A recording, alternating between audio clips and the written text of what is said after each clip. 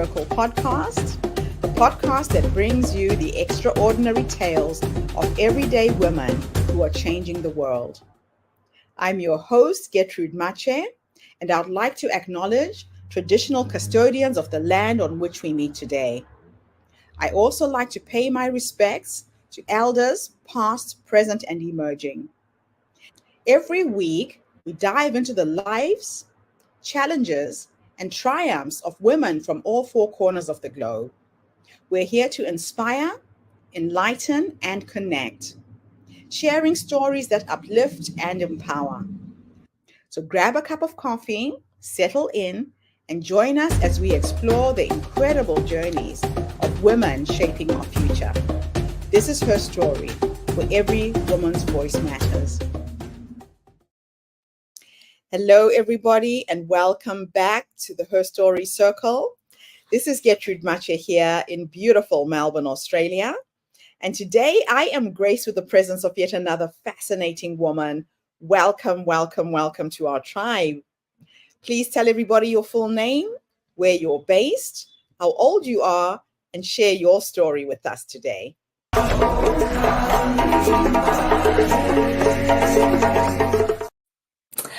Hi there, Gertrude. So happy to be here on the Her Story Circle. My name is Kristi DeSapri. I am a board-certified internist and have practiced specialized menopause and midlife women's care after a fellowship at the Cleveland Clinic for the past 15 years. So much about myself, like all women listening, we all have many different roles. I'm a wife, a mother of 3 boys. I am a new practice owner. I have my own practice called Bone and Body Women's Health, which is a specialized midlife women's health practice focused on menopause and bone health here in Winnetka, Illinois, which is just a suburb north of Chicago, but see patients both in person as well as virtually across the country and even now the world, which is so exciting, really sharing the message that you are about women's health. I am 10 days shy of 44 and just really, again, try and live my days to really help women in my community and be the best person I can for and mentor and a champion that I can for women in the medical space. I am a Canadian citizen. I'm a dual citizen now of the United States and Canada. I've moved all across the country and the world growing up, and always sort of passionate about women's health, even starting from the time in medical school. Thought I wanted to do obstetrics and gynecology, which is again primarily obstetrics and helping with birthing here in the United States, and then quickly realized that I cared more about the care after reproduction and what was happening to women after those birthing years, and so then went on to do an internal medicine residency and then a fellowship at the Cleveland Clinic in midlife women's health issues, really ranging from menopause, urogynecology, breast health, more my sort of passion and love of treating women with osteoporosis, both in prevention, diagnosis, and treatment, really started as I saw, midlife women, this field of bone health and loss of bone and muscle mass and fractures was kind of not so popular and maybe not so sexy, as you will. And few women really understood what was going on. So I really loved that science and loved that patient population of really women in their post-reproductive years. And so practiced that way for a long time, both as in a gynecology clinic. Then I joined an academic practice at Northwestern Medicine and was running and directing the osteoporosis program there and the Center for Sexual Medicine and Menopause. I have been a menopause, North American Menopause Society certified provider since 2010, and I do a lot in the world of education there, writing, editing, publishing for medical journals, on medical societies, and lecturing. So I do quite a bit in the academic world, but looking to really, when I started my own practice here, Bone and Body Women's Health in the suburbs of Winnetka, Illinois, looked to really reach more women through both social media, more women in my community, more women nationally and internationally by some more outreach. And really, educating more on what happens at menopause and midlife. As we talked before the program started, there's really no script for what happens in menopause and perimenopause and those years beyond, particularly even for bone health.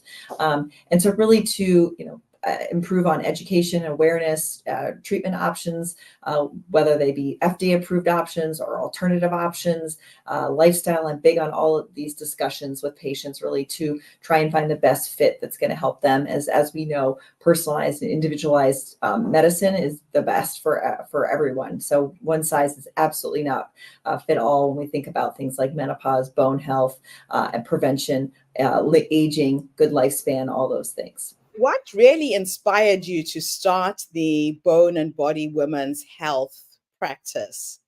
And what needs you see in women's health that led to the creation of this business? Yeah. So Bone and Body Women's Health is really, I think I had been dreaming it up for a long time when I, saw how, we can integrate with women's health in many different specialties. Again, coming from the Cleveland Clinic when I worked alongside, endocrinologists, breast specialists, internists, gynecologists, really to coordinate care. And so I really feel like, again, a one-stop shop where women can get a lot of answers about midlife symptoms, signs, questions of, what's going to change in terms of my metabolism, in terms of my cardiovascular system, in terms of my hormonal health, bone health. I really felt like that needs to be in one place. And I also created the practice so I could, that's my specialty, and patients could come to me and I could help them with all of those things or coordinate their care if I can't do, answer those questions, as well as what's happening in the United States and maybe even across the country and world is that medicine is becoming too fragmented, too rushed. And women, need time. We need time to ask questions. We need time for appropriate gynecologic exams, thorough histories, and time to discuss treatment options. So I really, again, there's not one size fits all. So I started, Bone and Body Women's Health really for a place for women to be seen and to be heard, and then for a discussion to happen, and ongoing care. So it's not just a once annual gynecologic visit. This is a time where we talk about what's going on now, treatment options, discussion, and then a follow-up visit and a follow-up after that, and questions to be asked in the meantime, or patients to be a community of women to be developed. So I do have educational events every quarterly or every other month on topics such as like cognition, resistance exercise in women, pelvic floor physical therapy. So all these topics where really these are topics that I think every woman needs to know about and we don't get a good education on. So I really have tried to create a community of women to learn these things and learn together, ask questions together in a very, a non-threatening community environment. So how does your practice address the unique health issues that arise during midlife for women? And what do you consider to be the cornerstone of effective care? So, I believe that our past, histories, whether that be medical history, reproductive history, surgical history, medications, family history, childhood history, all of these things, again, are bundled, nicely inside of us, but need to be discussed because we know that at menopause and midlife, things change. Hormonal health changes with our estrogen and progesterone and a testosterone decreasing. We know menstrual cycle changes. We know things like metabolism changes. We know the cardiovascular system, our vascular resistance, how our cholesterol numbers change. All of these things change. And so really it's important to know our history and then how that might impact, on menopause and midlife. For example, many women who have, painful periods, symptomatic periods with like either depression or premenstrual symptoms at menopause, those symptoms will get worse. And we know that, so we can talk about that beforehand versus saying, oh, now you are 2 years later and having, very depressed mood, or you can't sleep at night. We need to get ahead of those things. If you have a family history of osteoporosis or bone health and you're of a lower body weight, or you're a Caucasian or Asian ethnicity, we know that you are going to lose more bone density than many counterparts. So we need to do a screening bone mineral density, understand your fracture risk. So those are two different examples of how bone health is changed at menopause based on our past histories and reproductive histories, family histories, medical histories, and as well how menopause or menopausal symptoms might be impacted at the time of midlife and menopause when cycles start to change. Hormone shifts happen. And it shouldn't be surprising. And this is, a lot of women I see say, no one told me this was going to be the way, or I thought I Yes. just had to live with these hot flashes. But Yeah. I think, again, things that are common don't need to be normal. So things like hot flashes, or 70-80% of women will have hot flashes, which can either be described as during the day, hot flashes, or at night, night sweats. 70-80% of women for 5 to 7 years. So that is common. Doesn't necessarily need to be normal, and doesn't necessarily need to just be you require suffering and just pushing through it. And we know for certain ethnicities, the hot flashes, vasomotor symptoms for Black or African American women, depending on how they identify, can last on median like 7 to 10 years. So much longer. And we know that from the study of women across nations, which is the SWAN study, a very eloquent study looking at women through the lifespan. And that study continues today. So these are where I use a lot of my medical background and studies and education on menopause and the society, the Menopause Society, of which, this is the evidence-based study of midlife women. I mean, this isn't Us Weekly and things. This is, this is dense research, and I'm participating in some of that, and to really guide how we, teach about menopause and give options about menopause, etc. As a nationally certified menopause provider, can you share some insights into the latest advancements in menopause management? I have to say, I got very, very lucky. So my friends tell me, I went through the change really quick, really fast, really easy. Didn't have a lot of these issues with, especially the hot flashes that most women endure. What are the latest advancements? Yeah. So, it's very interesting. I think there's more media attention, to menopause right now, with some celebrities talking about menopause here in the United States. There's more companies that are addressing menopausal, symptoms, such as like treatments for vaginal dryness. There are more telehealth or options for prescribing of hormone therapy, or options to treat menopause. So I think there's a little bit of commercialization, honestly, of menopause and midlife women happening, which makes me pause a little bit, because I'm concerned with, we don't want to be taken advantage of. We don't want to be told that we need to use some certain lotions or potions, or we need to work on anti-aging. Because I think, of course, all women, we already feel that pressure. We don't need it now from, at the time of menopause, where we should be saying, okay, we're moving beyond this reproductive time. We don't need to be confused or sold on things that we don't want.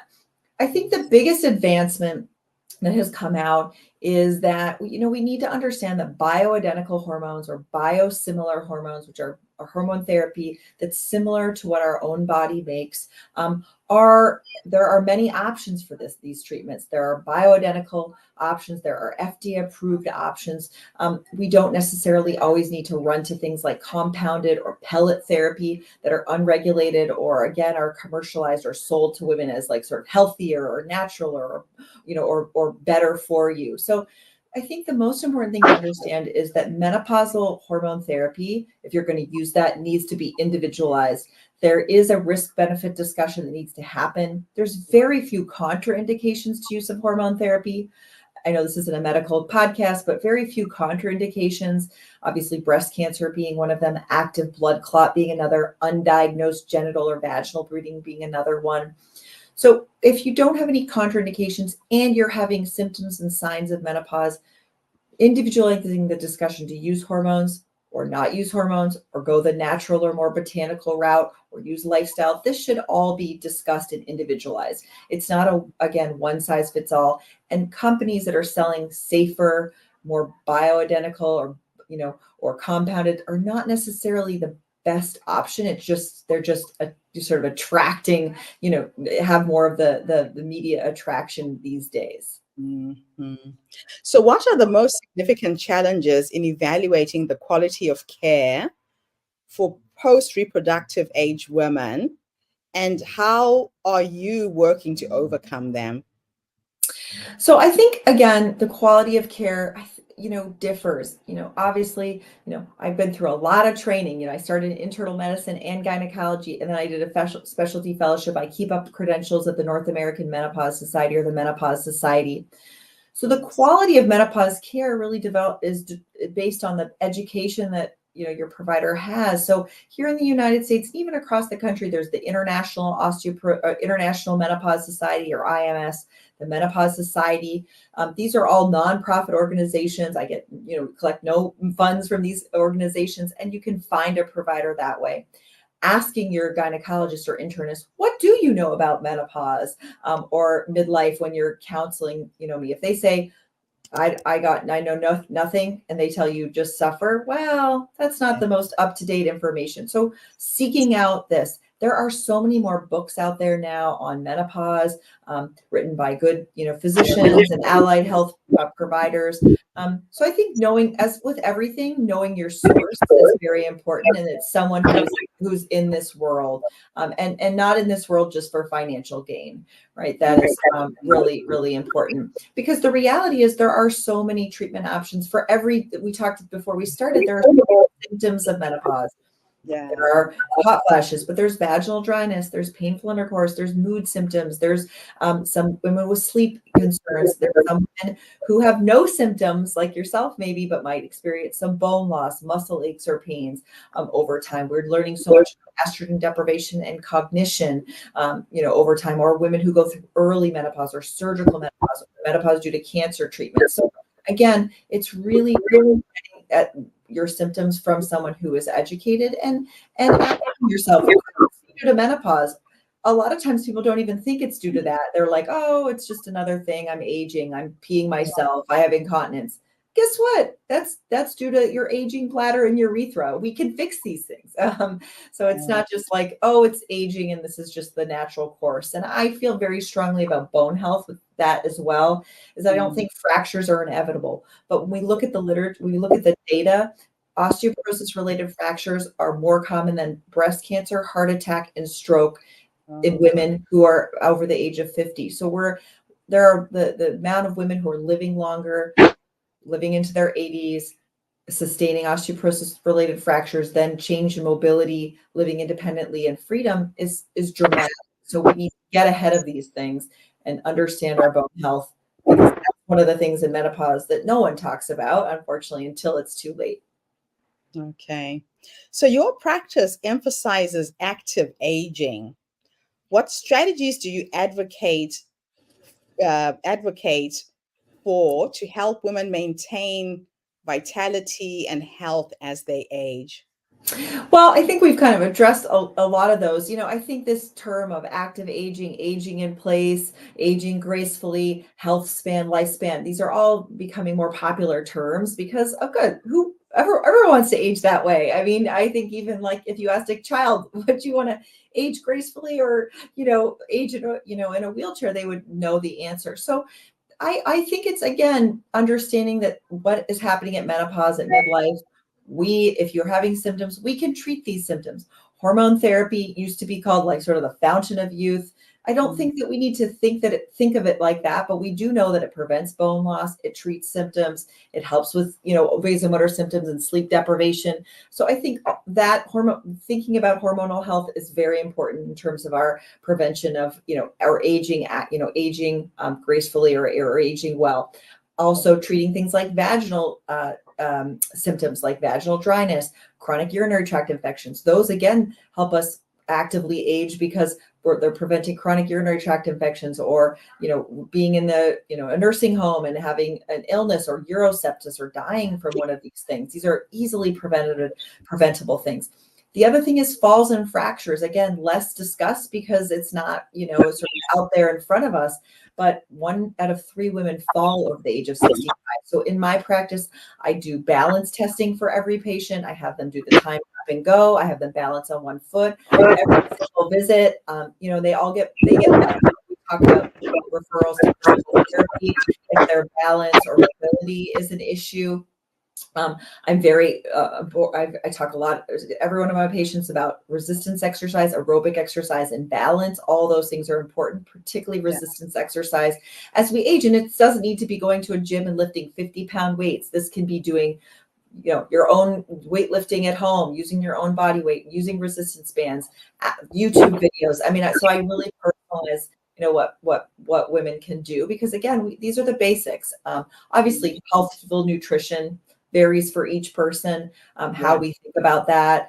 There's a very big push on protein intake now and eating whole foods. That's not new, right? So again, trying to think about how you can do that within your lifestyle, whether you're a traveling professional, whether you're a teacher at school, what you're doing. And so making that, those work into your life, or just answering questions, right, about those things, and trying to share the most updated research and connecting women with professionals. I'm not one person. I try and do as much as I can, but connecting people with like-minded professionals in my community or across the country that can help with those specific, questions or patients. So in an era of information overload, I know you've already talked a little bit about this.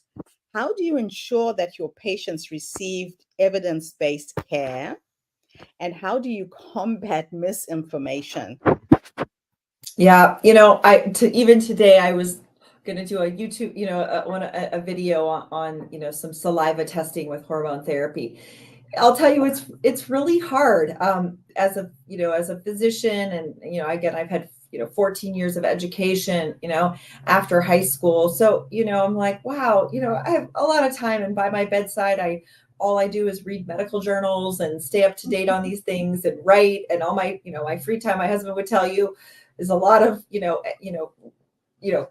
free things that I do so I can help with the community of menopause women. So the answer to what I say is, again, know your source. I say it's very confusing to be a purveyor of menopause education in this world. I think, right, you hear it, one celebrity saying she did this, and then someone else, get Google ads that are targeting you for this, a friend that does this, someone on Instagram that's recommending this supplement. So I try and say, like, again, let's go back to the basics: hormonal health, looking at your past medical history, looking at, again, what symptoms you have, that helping those guide the treatments for that, doing good diagnostic testing. So looking at, again, your mammograms, your bone mineral density, your cholesterol, your diabetes, your A1C, which is your screen for diabetes, making sure your blood pressure is looked at, all these tenets that are, parts of big buckets like cardiovascular health, breast health, bone health, hormonal health.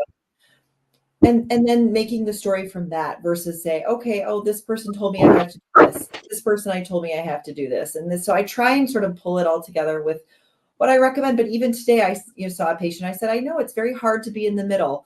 This one doctor told you this thing, and I'm giving you the evidence. So I share journal articles. I share guidelines with some of my patients. I review the literature with them.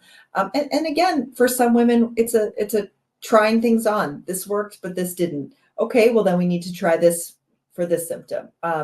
So giving me some feedback. So how do you balance your roles in clinical practice, education, and media representation? And what message do you aim to convey through these platforms? Mm-hmm. Well, I'm really new at this, so I'm still learning. But I think, again, when you're genuine in your message, when I've been doing this, treating many women, countless women for many years, and this has always been my career path and my passion. And I feel like I have such a great network of colleagues that I work with too at the Menopause Society, Ms. Medicine, the Bone Health and Osteoporosis Foundation locally. I just I feel always so grateful for those people that we pull each other up. We, go to these national meetings or local meetings, and they're like the most fun. It's like better than Christmas for me when you go to these things and meet people who are on the same mission and path as you. So I think the message of informed healthcare, knowing about your menopause, educating yourself about bone health, all really important. And then doing something about it, right? So education is good, but if you're sort of receiving mixed messages or stuck in what your plan should be, I'm an action-oriented person. So I say, well, let's make at least an action. If the action is I'm going to treat with lifestyle, calcium, vitamin D, exercise, and lifestyle for my bone health issues, then that's your plan. If your plan is let's try something else, then this is your plan. So I like to give options, and I like to basically make patients be informed, educated, and then make a plan. So can you discuss the importance of hormonal health in your practice and the impact it has on overall well-being?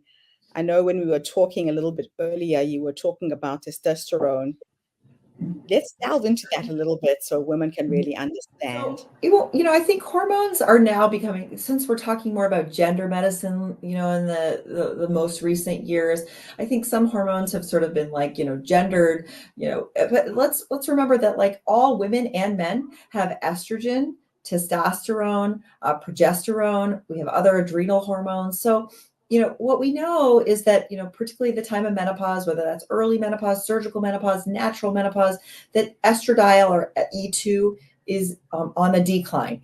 That Yes. estrogen is everywhere in our body. We have estrogen receptors everywhere in our body, estrogen alpha and estrogen beta receptors. And so pretty much that's why symptoms of menopause are so pervasive from our brain, where hypothalamus or where the hot flashes start, even to, like I always say, our joints or our toes or our fingers, where a lot of patients tell me, oh my gosh, I have these joint pains now. I never used to have this before. And also our genitourinary tract, like vaginal dryness, things like that. Bones have estrogen receptors, a lot of these tissues. And so estrogen is on the decline.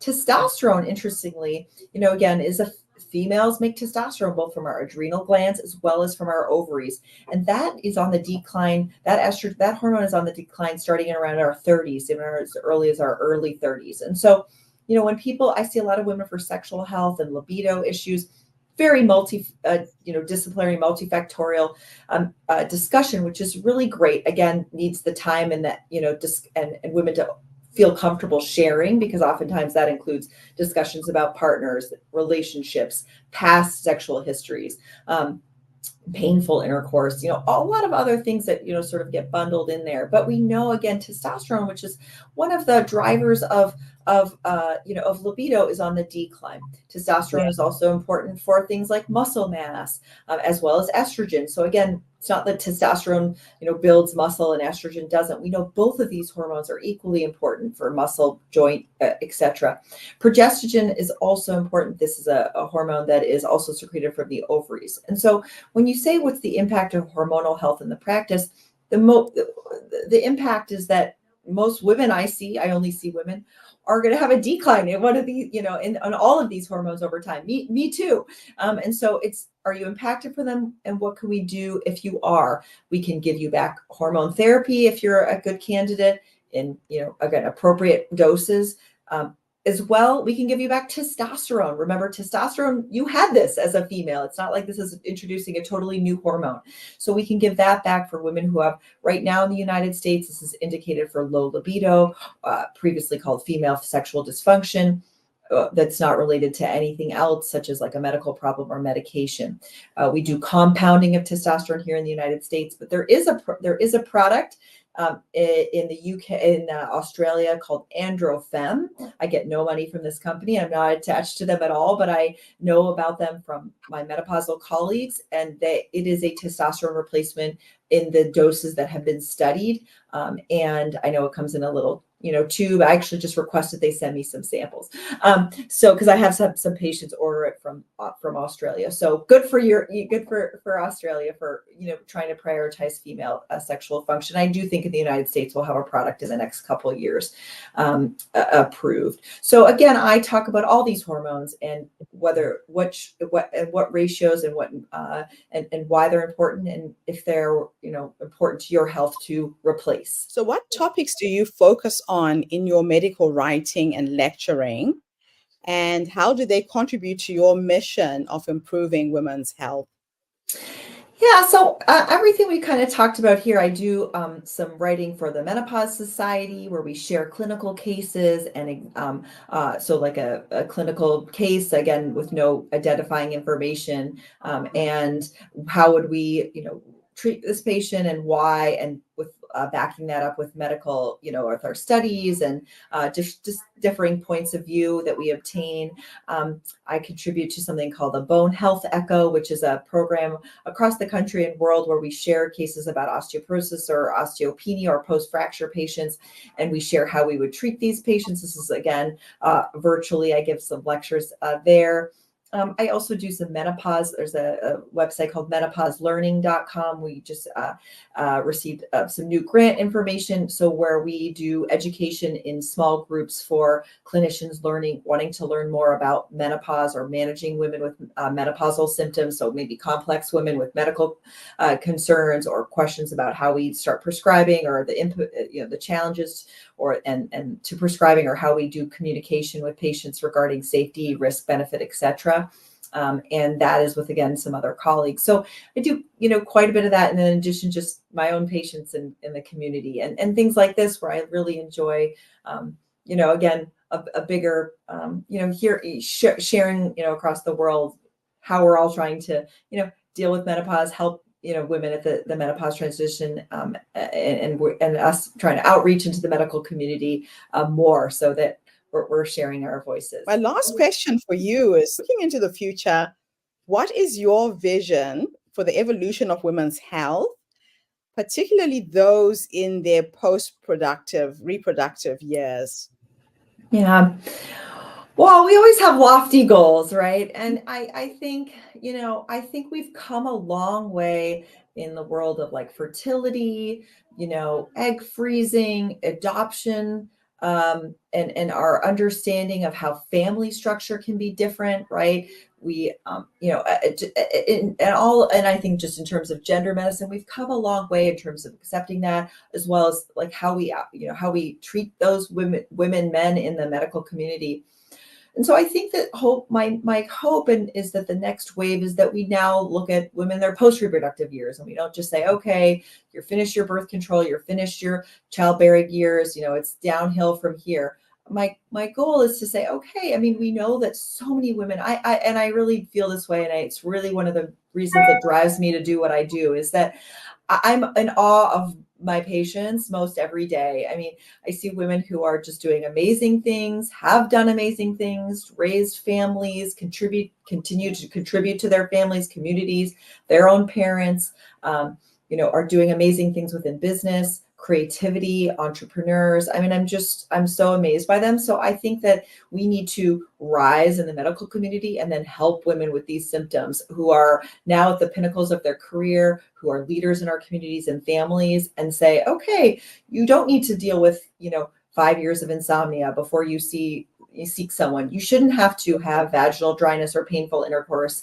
You should not have to have incontinence and deal with that or be embarrassed to discuss that. You shouldn't develop osteoporosis and no one told you, and you're 65 and all you've been doing is calcium, vitamin D, and trying to figure out why you have these this problem now. So my goal is that we really do more proactive and more acceptance of symptoms and signs of, because again, as we know, many women at this time are leaders, and we need to continue to support them in the medical field as they do successes outside of in their own lives. Absolutely wonderful. Kristi, thank you so much for coming online today and sharing your wisdom. I have your website scrolling at the bottom of the screen. Thank you. Anybody wants to reach out and be empowered, get the knowledge and the skills that you need to live a healthy, vibrant life after your reproductive years. This has been a really interesting interview. And thank you to everybody who's tuned in today. Her Story Circle is bringing you people from all walks of life, sharing stories, ideas, uplifting you with knowledge. So tune in again tomorrow when I interview yet another amazing guest.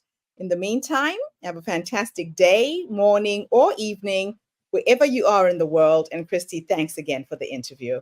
Thank you so much, Gertrude. And that's a wrap, everybody, on today's episode of the Diversity Connector podcast. Thank you for tuning in and being part of our vibrant and global conversation. I'm your host, Gertrude Mache, and it's been an honor to share this space with you, where voices from all walks of life come together to weave a tapestry of diverse perspectives. Remember, every story you've heard today is a thread in the larger fabric of our shared humanity. So, as you step back into your world, carry these stories with you and let them inspire you to embrace and celebrate the rich diversity around us. Don't forget to subscribe, rate, and review our podcast to help us share these inspiring stories with more listeners. Do follow us on social media by looking for the Diversity Connector podcast for more updates. Until then, keep connecting, keep listening, and keep celebrating the beauty of diversity. This is the Diversity Connector podcast signing off. Stay curious, stay open, and definitely stay connected.